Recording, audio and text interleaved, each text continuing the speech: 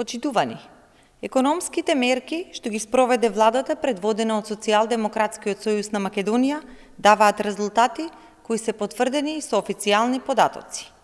Според последните податоци од Државниот завод за статистика, извозот во месец март 2021 година бележи раст од 7,8% во однос на истиот месец 2020 година.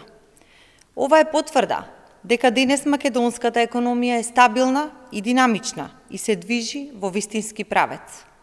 Покрај раст на извозот на почетокот на годинава, раст бележи и просечната плата, која во февруари оваа година е повисока за 2,7% во однос на истиот месец 2020 година и изнесува 27.984 денари.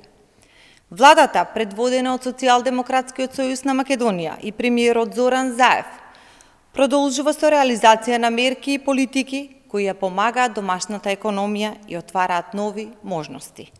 Согласно економските показатели и очекувања, во оваа 2021 година предвидено е македонската економија да се врати на стабилни стапки на раст, а да продолжи растот на платите, додека невработеноста да се намалува.